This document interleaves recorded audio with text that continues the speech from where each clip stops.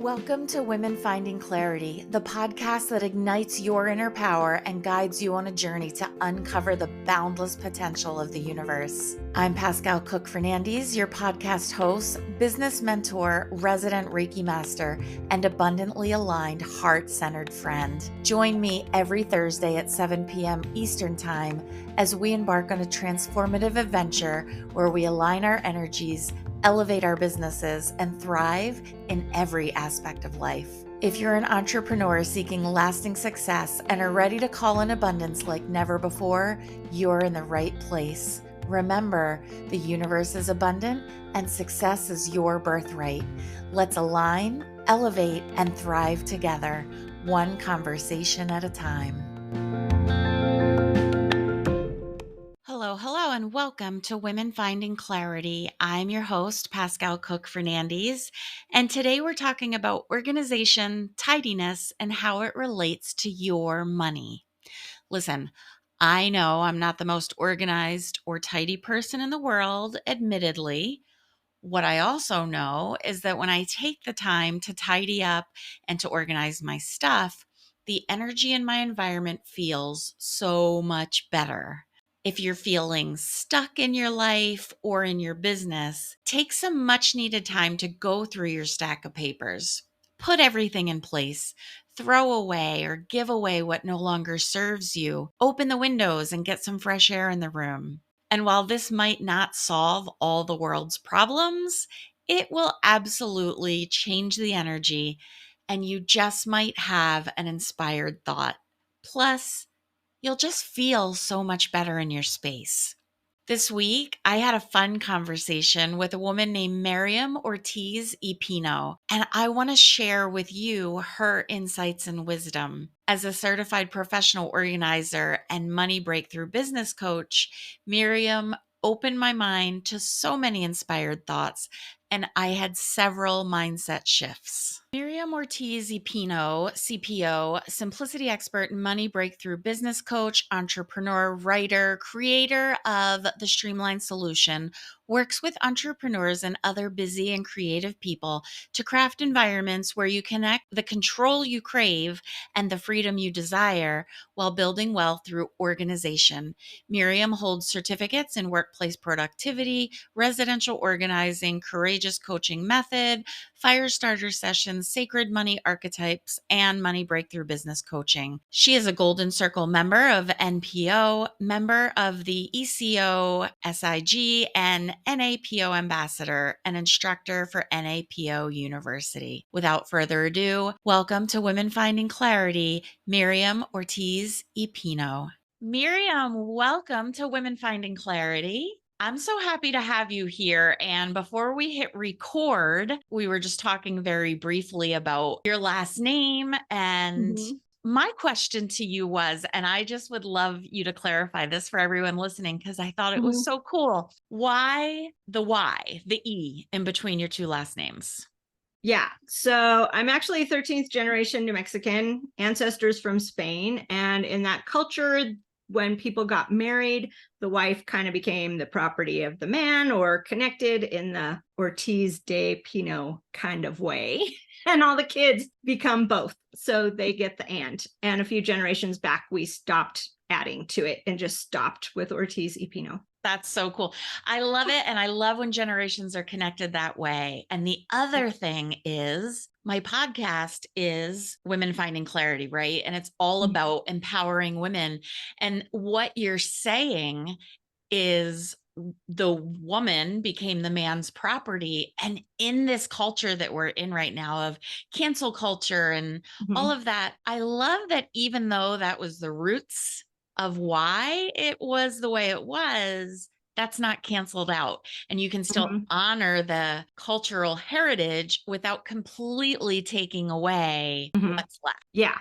And it's so much easier when we don't continue to add on names. So we don't become like the Princess Bride scene where he gives 20 names, because that's what it used to be. I can't even tell you how happy I am that you just brought up the Princess Bride. It's one of my faves. So I was recently on Manessa's podcast, Stop Shooting All Mhm. Over Yourself, and you said that you had just listened to our episode on her podcast. Yeah, I coached with Vanessa for like 18 months and I love her. And so I still listen to her podcast. And I was like, oh, this is so weird. I literally had just filled out the form to be on here.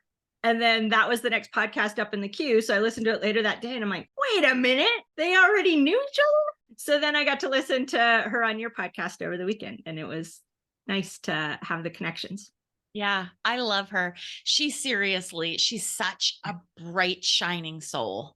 Yes, definitely. And just always, I don't always like using the word authentic because it's kind of overused right now, but she really is.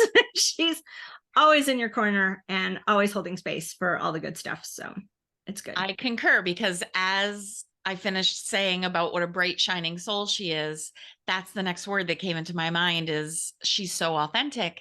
She truly is. And I agree. So many words are cliche now and they're just little buzzwords, Right. but she truly shows up in her authenticity every single time. And if she's having a Mhm. bad day, she's We just going know. to tell you. And if she can't get out from under the covers, she's just going to tell you. But she's a Yeah. powerhouse. And I think that's part of her being a powerhouse is she's so Yeah. real. I think real might be a better word. Yeah. Yeah. I don't know. You can't be more authentic. We're always authentic. And so, yeah, I think real might be a better thing because sometimes we need to wear a mask for whatever reason, but we don't always need to be. Yes. Yeah. And I love that differentiation there because sometimes you're right. We do have to just show up, right?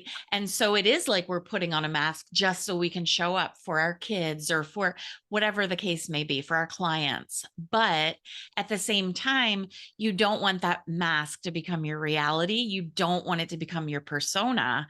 Right. It's just, yes, I dragged my butt out of bed and I got here because I needed to. It was important. Yes, exactly. Yeah. Yeah. It's really honoring yourself, I think, when you're able to do that, to say, yeah, it's just not happening today, or, oh, I feel extra today. Both ways is good. Yeah. Extra, right? That's Yeah. the sparkly days. Yeah. Glimmery. Glimmery. I feel extra today because I put on earrings. Nice. For me, that's extra. For other people, for Manessa, it's her horns, right? Right. That she Yeah. puts on. But for me, I put on earrings. I'm feeling very extra today. Yes. What do you do when you feel extra? Oh, I'm trying to think. Um I think I just put a little more time into actually getting ready. Like I treat it as a ritual, and there's anointing, there's often better shoes than I usually wear. There may be I have a different necklace that I sometimes wear when I need to feel more extra than I'm actually feeling, but day in day out it's just I spend a little extra time getting ready to like feel it, revel in it, bask in it, whatever you want to call it. Yeah, absolutely. I love it. I love it. So let's talk about you because we could talk about Manessa all day long. And I love you. We love you, Manessa. But we're moving on to Miriam. Exactly. So the minute I saw your bio, I was thinking, like, okay, this woman has to come on the podcast because women finding clarity, what I do is I help women use their life experiences to start their own businesses to help other people. Right. And part of something that's so essential is organization. Yeah. Yeah. Let's talk about that. First of all, how did you get into this? And I'm looking at your background right now, and you look Mhm. like you might be the most organized person I've ever met. Oh, that's just the background. So first of all, organization does not equal tidy. So that's the big myth that's out there right now. Organization is finding your things when you need them, having access to them when you need them, and having the ability to do what you want to do. I got into it because every job I've ever had since I was 11 involved me going in and going, oh, that's a mess. I could fix that. I can make that easier. Why would you do it that way? It's so much harder. Let's fix that. Took me a while to figure out we aren't into fixing people, but I do fix spaces. And sometimes that's internal mental spaces, and sometimes it's actual physical spaces, but that's where I started. And after going through 3 different potential career paths that I ended up not liking, I realized the common thread was I didn't like working for people. I might be kind of unemployable that way, and I needed to run my own thing. And so I did what, most good organizers do. We start researching, and I did all the assessments and I did all the different things, and it kept coming back to, you might be an organizer. And then one of my mom's best friends happens to be a woman that started West here, which is the Women's Economic Self-Sufficiency Team. And it was a group of 4 business women that put together this kind of incubator for women-owned businesses.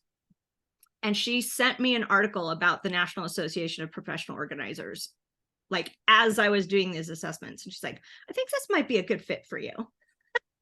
Yes, So, you and everyone and everything else in the universe is all coming right. together to say, hello, Miriam. Exactly.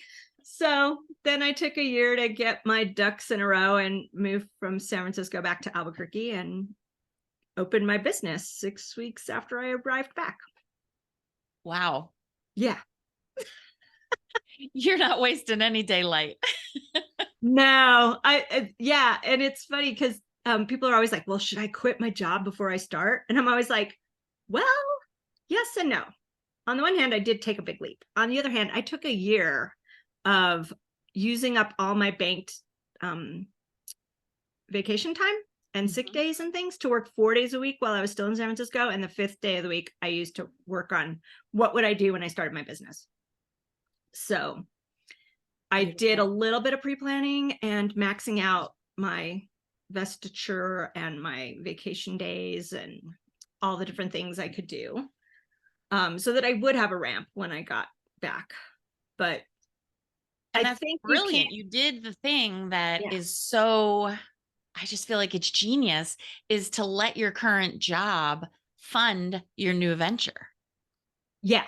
And it does take some planning. And it totally changed my relationship with work too, because I knew why I was going into work to a job that I didn't hate, but it didn't really light me up either. It was just kind of, there were aspects of it I loved, but I was able to find those because I knew why I was there still. That's beautiful. And I just want to extract for a second what you did there and really highlight it and point it out is you created this plan to use the resources that you had available to you, your sick Mhm. days, your vacation days, all of that. You Mhm. put this plan in place to use your current job to fund your new venture, Mhm. and you did it strategically. And so by creating this plan and using gratitude, that completely, like you said, changed the energy of your job. So Yes. now, from going in thinking, I hate this, this doesn't resonate for me, I don't like working for someone else, you're Mhm. going in 4 days a week thinking, I have so much appreciation for this income while I'm putting this other thing in place. And that Yeah. changes the energy of everything, including the energy of your new business. Because if you were Yes. trying to start your business from a place of $0 and fear and an energy of lack, Yep. that's a completely different business. It really is. It definitely really Yeah. is. So I wanted to just acknowledge you for that because that's everything. Yeah. And it wasn't, all entrepreneurship. It still wasn't smooth. I mean, certain Yeah. aspects, but it didn't like take off like rockets. It didn't go viral overnight. It was a slow burn and build in one piece of the puzzle, and realizing that even though I spent a year studying and figuring it out, I still there was big holes in what I didn't know. But Yeah. also it was 20 years ago. So the internet was barely a thing. I mean, it was there, but there were still FTTP files. So Don't tell your age now. I'm kidding. no. You feel I'm free to tell your age and you own it. I think I am a very happy 57-year-old woman. Let's own just it. put it that I way. love it. I'm I'm just 48. I'm very immature for my age. That's all. Mindset so much. This is amazing. Well, thanks. Oh, so let's go back to it a little bit. Like fast forward 20 years. What does Mhm. your business look like now?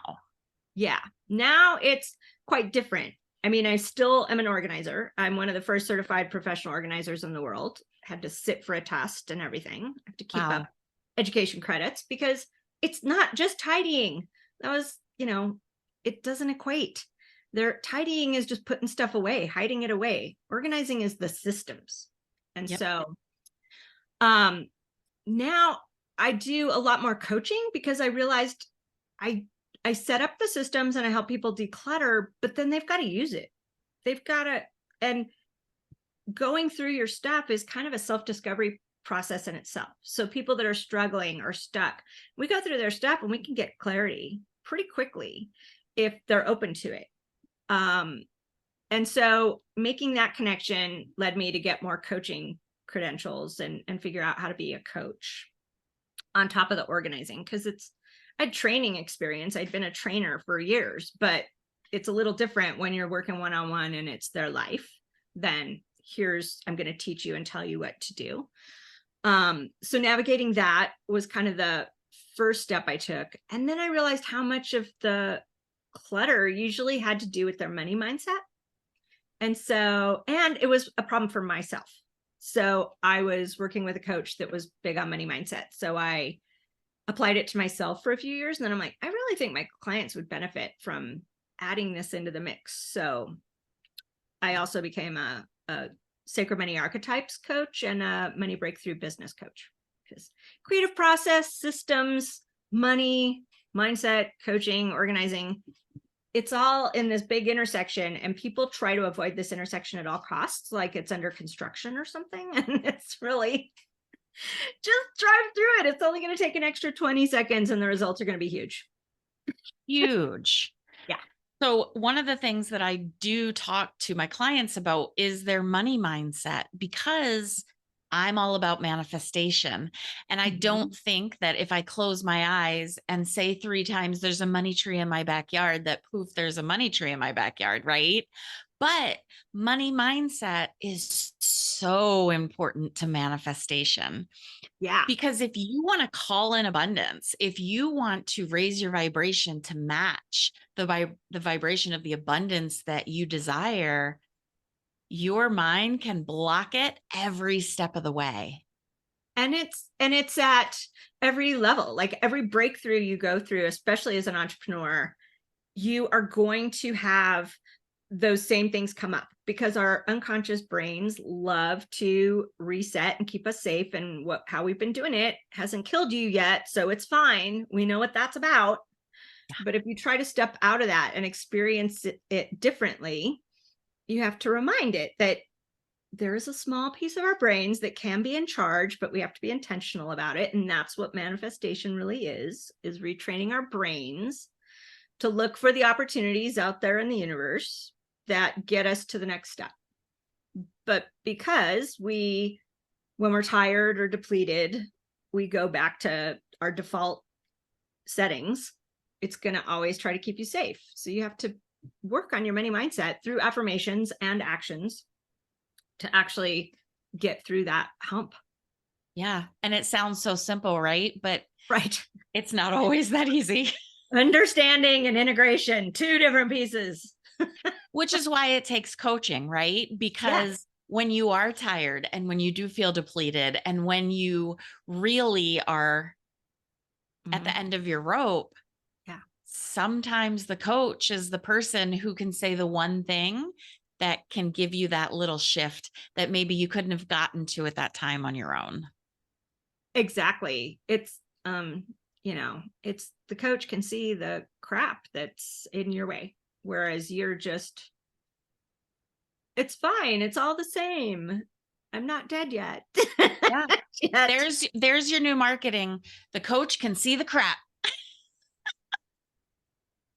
I may use slightly different wording in my actual A marketing, little but bit, maybe. But you know what? That's the truth of it, isn't it? it We, is. It's our as own a stuff. coach, yes, you can see someone else's crap when they can't see it. Yeah. I mean, even with the physical stuff, I'll go into someone's house and they'll be like, they always lie. It's either it's not that bad, and you walk in and go, interesting that that's how you're perceiving this. Yeah. Or they go, oh, it's terrible. And you go and there's like 2 pieces of paper on their coffee table or something. And you're like, is it though? Is it? Um, and so I have to untangle all that stuff. Like, where's that connection between the mind and the actions and the physical space? Yeah. Yeah.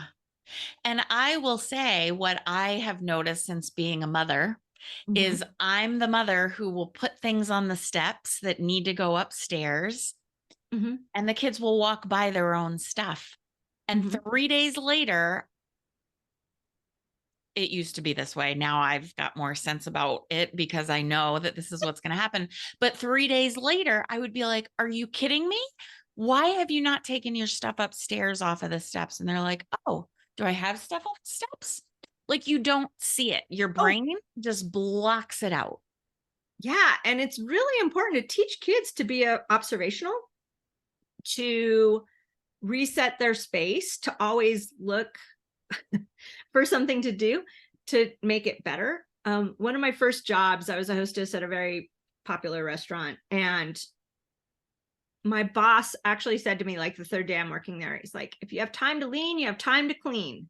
I don't ever want to see your hands empty. And it was like, oh my God, I've just been standing here looking like a dork when I could be looking efficient and effective and improving my tips and all that stuff. And it was like this aha moment. And then, it's like Office Space. You walk around with a clipboard and everyone thinks you actually know what's going on. You're Absolutely. working. You're working. You got a clipboard. You must be wise if you have a Yes, clipboard. exactly. So it's kind of all those things together. But that's interesting about the kids, because they won't see it unless you teach them and show them many times that that's what you're going for. And I can't tell you how many of my clients will actually say, well, I told them to clean their room. And I'm like, great, what does that involve? And they're like, clean it. I'm like, so you didn't teach them what that meant. And Right. you are mad now because they didn't do it. Right. And so we got to go back in and like, okay, what's the system? What's the process for actually cleaning a room? And how do we check that off for you and your kids? Yeah. Yeah. So I'm just going to jump in for some free therapy right now because Okay. for me, now that you bring up cleaning your room, I get very distracted and sidetracked because, like you were saying, going through someone's stuff with them really can bring up a lot. When I'm cleaning, Mm-hmm. I get very much sidetracked in a bin of stuff or in a Mm-hmm. drawer. Right. So cleaning and organizing are also two different things. And it's neither of them equate with tidy. This life-changing magic thing. Um, so organizing is the system that allows you to access your things. It's your thought process and how you're going to do your laundry, how you're going to do your dishes, how you're going to feed your family, how you're going to go on a vacation, how you're going to run your business, how you're going to collect money for your business, how you're going to pay your bills. Like, they're little systems all over the place, right? Cleaning is actually wiping dirt and dust and vacuuming up accumulated dander and scrubbing to make things shiny and clean and perhaps antibacterial.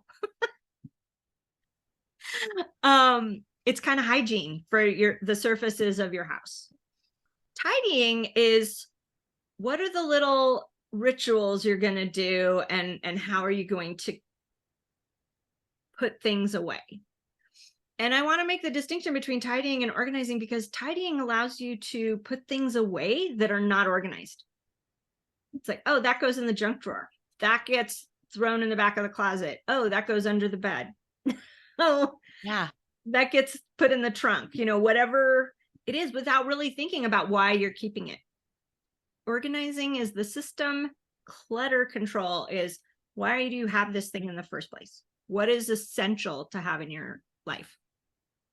Such an important distinction because I very much, with my ADHD brain, will tidy and maybe sometimes organize by just having a basket or a box that Yeah, everything goes in.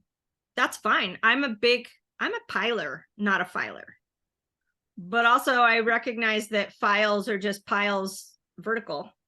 Yeah. Like pile, files. Yes. Okay. So that just blew my mind Right. because you know what that does? That takes the pressure off of me. Yeah. I have I saw this once on a thing and I've been trying to get access to the video ever since. And the person that shot it never gets back to me. But they were talking about, it was on a summit I took early, like in 2007 or 8. And they were talking about one of their clients had this system of, they had this big farm table under an eave in their attic office space. And there were piles under rocks, but each pile was an actual file. So one pile was all of her bill statements, and she would just she'd pay her bills and she'd go put the new ones on top and under the rock. And at the end of the year, it was in chronological order by month. So she could hand it to her tax preparer. Right. So there's order to that. There's a system to that, but it's still a pile. So that's where, just understanding that distinction can go a really long way. Yeah. So I'll tell you, I don't even know if I guess it's how my brain works, the psychology of it all, right? But Mm-hmm. I'll end up with a pile. And Uh-huh. so here I have a pile, and these were last week's notes, papers, all these different Mm-hmm. things in my business. And then I took all that pile and I, at the end of the week, organized it by all these things go together and all these things go Mm-hmm. together. And now they're in opposite Yeah. orientation of each other. So they're sorted and separated, right? And Right. at some point, I feel like they'll make it into a binder or a file in my filing cabinet. But I feel like for me, it's a process of a Yeah. pile to an organized pile to then an actual file or binder. I think that's perfect, actually, because people always want to go, oh, I just need to touch a piece of paper once. That's the worst myth. Like, that's worse than tidying in my mind, because you can't open an envelope or rewrite notes without touching a piece of paper twice. And I can't tell you how many of my clients freeze. They get freaked out. It stops them in their tracks. Like, this isn't what I'm supposed to do. Yeah. And it's like, yes, it is. You get a much better result when you look at information 2 or 3 times and learn to make better decisions. So some things are going to be real quick. That's a coupon that's expired. That can go.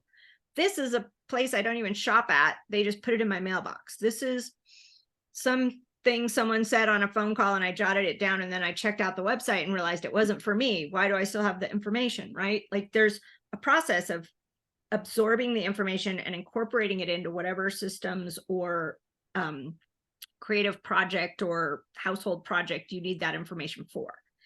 And sometimes it just takes 2 or 3 times to realize, yeah, it's not for me. I can let it go. Or, oh, I know exactly where this fits now. It goes with that writing project I have for my marketing plan for next month. Or, oh, this is what the kids need when we go back to school. And then you know where to put it. So sometimes my clients laugh. They get kind of horrified, actually, when I first go, and it's like, we might have to go through this room 3 times. And they're like, what? Yeah. That feels They're like, it overwhelming. will be hugely better after the first round. It will be even better the second time. And the third time, it will be solid. It will be exactly what you need at this point in time. And things will have changed, and other new information will become evident because we've gone through other parts of the house or other parts of your business and found where the connections actually need to be made. That's amazing. Have you oh I mean, I know you said from your first job at the age of 11 and all of that, Mhm, you used to go in and say, "Well, first we need to organize this and tidy this." And mhm. were you always a tidy child? Like, was your room always tidy? No. So Interesting. people are not born organized, but some people are born seeking order. So I was one of those kids that had a lot. I would collect things and kind of not hoard things, but create collections and put them somewhere and then take them out and line them up. I When I was 4, I had all these like glass hand blown glass bottles on my windowsill that Oh. would catch the light, and it was like I would find them and I would put them. Um and then there was periods of time where I was just like, I'm not going to do it. You can't make me. And everything would go into the bed. But then in high school, actually maybe it started middle school, I realized I had a lot I wanted to do. And if I was going to be able to do it, I needed to have quick, easy access to things. And my mom was not the most organized. My dad thinks he's super organized and just doesn't have a lot of stuff. My mom really wanted to be organized. So she was always trying out new systems and things, but then not following through on them. And then I kind of was like, I got to figure it out. So I started reading my mom's books about getting organized. And I realized, oh, she's not developing the habit, or, oh, she's making it more complicated because in our house, it doesn't work that way. And I was able to see those connections of why it wasn't working. And so when I started being in charge of that part of the house, started in my room and kind of expanded to other things I needed access to. I never did my brother's rooms or anything like that, but what if we moved this over here, mom? Yeah. Yeah. Yeah. I'll tell you, my kids say that kind of stuff sometimes, and it will occasionally blow my mind. Like, Yeah. why didn't I think of that? The obvious, we don't see it. Yeah. Yeah. Well, and as moms, right? Especially when the kids are little, you're Mhm. literally just getting through your day as easily as possible, making Mhm. sure everyone stays alive, trying to capture memories, da da da da da. Your biggest Mm. focus is how can I make this go as seamlessly as possible? But also, I don't have time for all that. Yeah, capturing memories is a really interesting one, especially these days. To Yeah. what my older clients, I'll say, well, I need to keep that so I don't forget it. I'm getting old, I'm like, you're not going to remember that you need to find it. Right. like what Right. what part of how often do you need to remember that? What if you just don't remember it? We don't remember anyway. Our brains recreate our memory every single time and they adjust it every single time based on what new information we have and what our experience is now. So memory is imperfect already. But if you're spending so much time capturing memories that you're not seeing the actual party, you're only seeing through the screen, the camera, Yes. you're missing half of it anyway, more than half of it. If you then spend a bunch of time rearranging that stuff you captured, you're missing the next thing that's happening. You're not actually living life. You're living last week, last month. And the past isn't real. No, The it was a only thing we have perception in is the this first place. moment now. Yeah. And to make things better for your future, that Mm. energy should be moving that direction. Um, So I want to validate what you just said in my own life because I was always a scrapbooker, right? mhm, And um I was the third child. And at that time, there became less and less money with every child for film, right? Film was right. very expensive. My mom would drop the film off at the Mhm. little hut in the Fox plaza, photo. right? It's so funny. But it was expensive. And so by the third child, there just wasn't a lot of money for that. So there weren't as many photos of me. So for me, it became very important that my kids have so many photos. Okay, Mhm. I don't regret any of that. But then I would spend every weekend scrapbooking. And not only do they each have two full scrapbooks of their very first year of life, but then we have scrapbooks of the next, I don't know, 5 to 10 years. Yeah. And I would spend weekends, like go to weekend scrapbooking events and spend hours and hours. And while I enjoyed looking back at those photos, I wasn't with my family during that time, which is okay because you do need some Hmm. alone time. Yep. But what I was noticing is as I was poring over those photos, it was breaking my heart because they weren't little anymore or they weren't in Hmm. that phase Oh. anymore. And I would spend exactly like you said, so much mental and emotional energy Hmm. poring over the fact that that isn't how it is anymore, that I was less focused on how it is now and how amazing it is now. Yeah. And there's like two other things I just wanted to bring up that you mentioned. One is you thought your parents couldn't afford film anymore, and that's why they didn't have pictures of you. And I would propose that it didn't have anything to do with money, but the fact that they realized that they didn't have time or energy to spend on it anymore. Yeah, could be that too. And that they could have figured out film if they wanted to. The fact that it can't, scrapbooking itself can be a creative outlet, but if you get caught up in those memories and things and they make you feel bad, you're missing the point Yeah. a little bit. And I'm really happy that you figured that out. But Yeah. also, I've had clients that spend all that time making the scrapbooks for their kids and stuff, and the kids go away to school and they're like, I don't have room for that stuff. I'm not carrying that around the rest of my life. And it's, you're not doing it for the kids, you're doing it for yourself. Yeah. And it can be, because of possession bias and sentimentality, it can be really hard to let go of that stuff. So if you frame it in the first place, like I forget to take pictures all the time. People are always like, oh, don't you have pictures of that? I'm like, I was Oh, dancing. I yeah. was Enjoying. I was watching the clouds roll by. I was not actually taking photos. And every once in a while I'm like, oh, I wish I had something to remember that by, but I actually remember it. So Right. yeah, I think that's really important. How much stuff. Your kids don't want a t-shirt quilt. They don't want the scrapbooks. It's just, Yeah. Yeah. No, it's it's true. sad. I just this year am so proud of myself. My last one is in a senior year of high school. And just a couple of months ago, I had totes of school papers and art projects Mhm, and da da da. I took those out and weeded through them and then took a picture of every single thing and mhm. then got rid of it. And now they each have a folder in my Snapfish so they can access the pictures of those things, but it's not clutter anymore. Okay, did you go through it with them? I did not, they were not interested. I offered, they didn't Because care. I think it's a really good um opportunity. I need to preface this too. I do not have kids. I watched an episode of The Nanny once. I don't have kids though.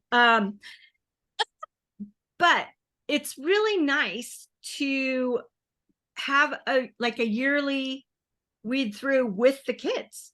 Like, look at this here. Look what we did. Which of these things were important to you? What would you like to remember for the next year? And if you have a limiter of some sort of box or bin that this is where this kid's memorabilia lives, they get to be involved in the project and you get to tell stories and talk and explore feelings and process things that happened when you're going through it.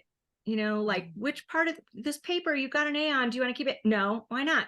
Well, it was a horrible assignment. It was boring, but I got an A because, it's not that important. Well, what about this one? And it might be more important because it was the thing they were actually interested in, but they didn't get as good a grade, or, there's things like that, weird quirks of personality that come up when they help you go through the stuff. I love And it's a that. connection point as well. It's not like you're living your kid's life and they're living their life and it's separate. You're actually in it together. But I love that. yeah, it's just a different reframe. I Yeah. watch women all the time struggle and be so disappointed in themselves for not being perfect mothers. And it's like, oh, come on. Yeah. I don't have any idea how you guys do it. Like, I can barely keep my cat alive. But it's so true, right? We're Yeah. so hard. And I think women in general, whether you're a mother or you're not, it's wired in our brains, it feels like, to just that perfectionism. And the Yeah. truth is, there's no such thing as perfect. And you're holding yourself 99% of the time to a much higher standard than A is realistic or B, anyone else is holding you to. Yep. Yeah. We're our own worst enemies in that way, I think. Yeah. Perfectionism is, whew, it's a killer.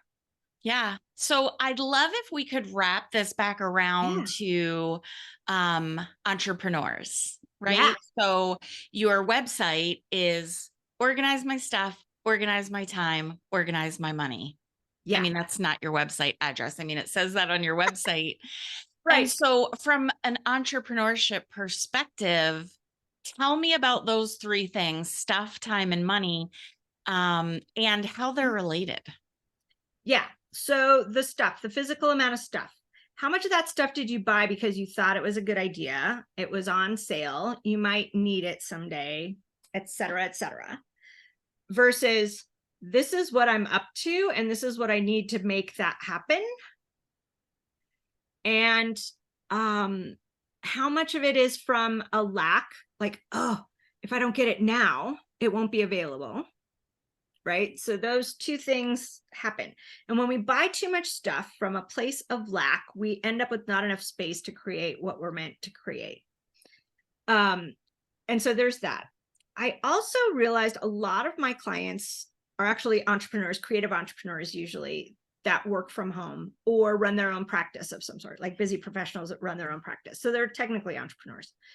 And they would be great at work with systems and not be able to translate it to their house, or they'd be great at home and not have any idea how to translate it to work. I'm like, it's the same thing.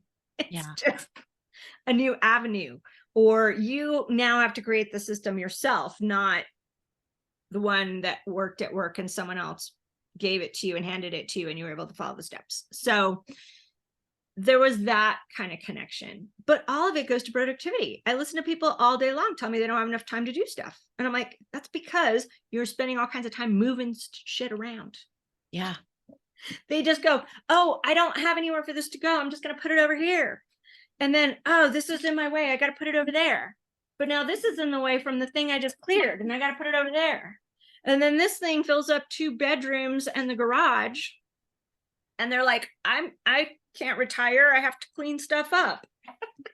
Right. Yes. I can't do my taxes till I get organized. And it's like, no, if you were organized, you wouldn't have to, like, you get organized once in terms of setting up a system and a plan.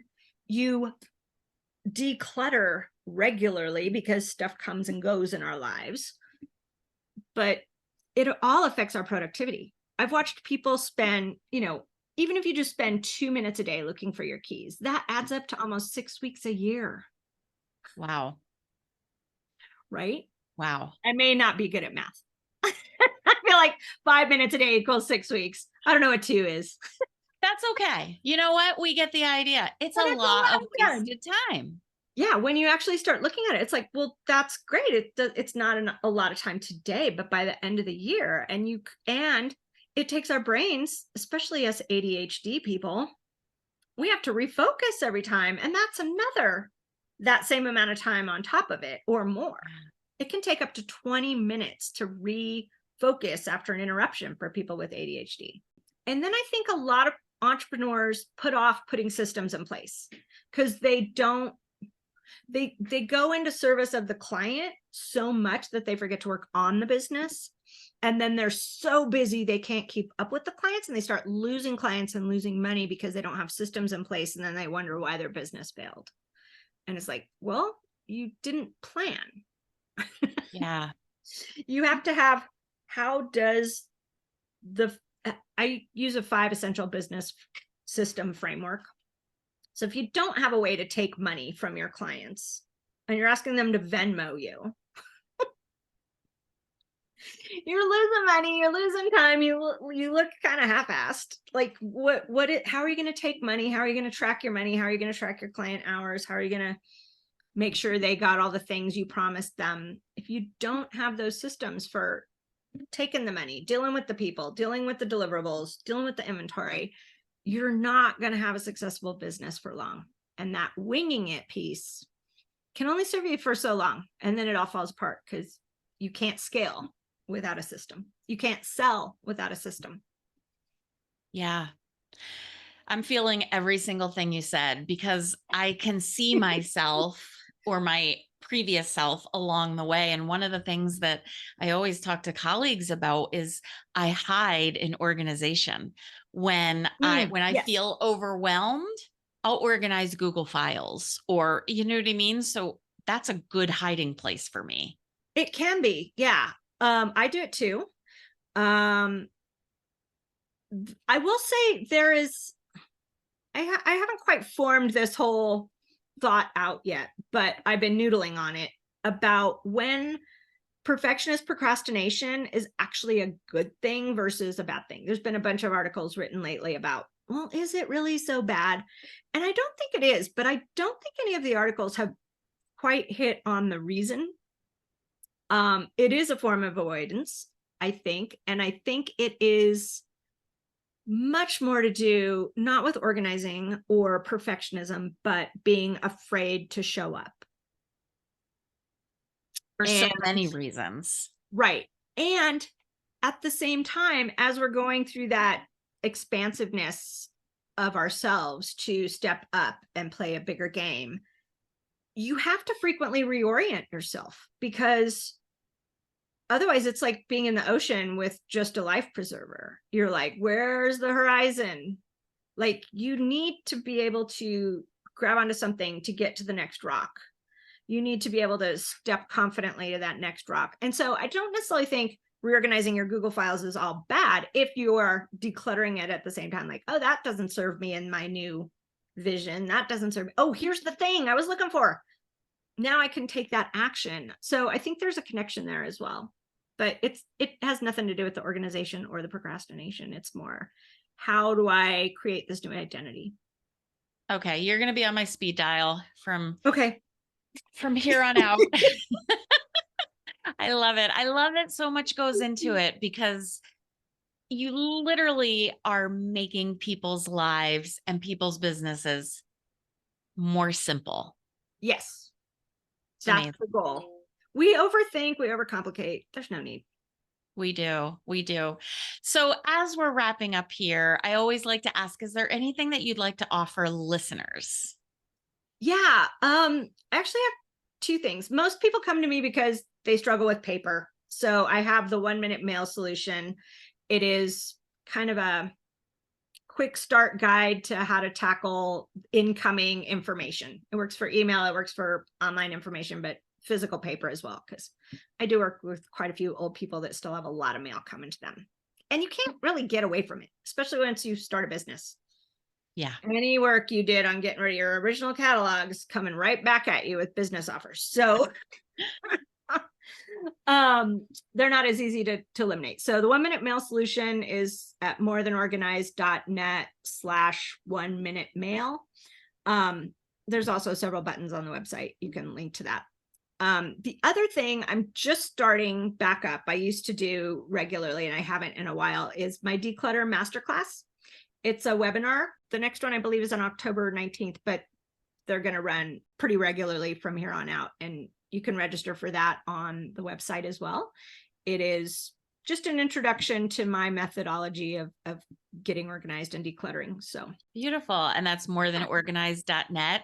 And I correct. will put it in show note. Miriam, this has been such an eye-opening, fun Mhm. conversation. And I look forward to chatting with you more. Yes, thank you so much for having me. I'm looking forward to being able to support you and your people in other ways as well, because this was really fun and I feel connected. So thank you. Miriam is so fun, right? She definitely helped me to see the psychological and emotional benefit of being organized and tidy, not to mention the time and money benefits for my business. I would love to hear your biggest takeaway from my conversation with Miriam. Remember, the universe is abundant and success is your birthright. Let's align, elevate, and thrive together, one conversation at a time. Good night. you for being in our Women Finding Clarity community. If you're enjoying this podcast, please consider leaving us a 5-star rating and review on your favorite listening platform and share it with someone you know so they can find clarity from the conversation as well. Remember, the universe is abundant and success is your birthright. Let's align, elevate, and thrive together, one conversation at a time. See you next week.